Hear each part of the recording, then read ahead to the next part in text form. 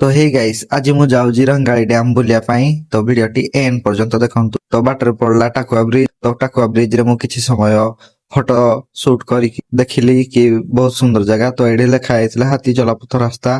तो मु किछि समय पर रेंगाली डैम रो मार्केट रे पहुंची गली, देखिली कि सब मार्केट रे बंद थिला। तो फाइनली मु रेंगाली डैम रे पहुंची गली। तो एडा होजी तार गोटे छोट पार्क। तो भाई रेंगाली डैम ऊपर बाइक चलेबार गोटे अलगा मजा। तो एठे रही भी मु दु तीनटा फोटो उठेली। तो तापरे मु गली मो बढ़िया प्लेस को। तो मु भाबुଥିଲି कि एठी आसी पारिबिनी, हेले फाइनली मु एठी आसी गली। तो भाई एडा बहुत सुंदर, एडा होजी गोटे डंगा घाट। तापरे एठी मु गोटे माछड़े देखिली कि जोड़ा कि मरि जाइथिला, मरि जाइकी भासुथिला। तो बहुत टाइम हे गलानी। तो आमे एडू बाहरिलु जीवा पई। तो मु कहली एते बाट आसी रेंगाली डैम रो सामना पटड़ा न देखि केमती जीबी।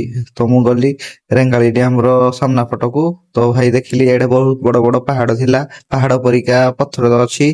तो भाई एडे भी बहुत सुंदर सुंदर जगह। तो मु एडे कुआडे सुनिथिली कि एडे भी गोटे बड़ विराट साप भी बाहरे। तो जदि वीडियोटी भल लागला ताले गोटे लाइक कर देबे।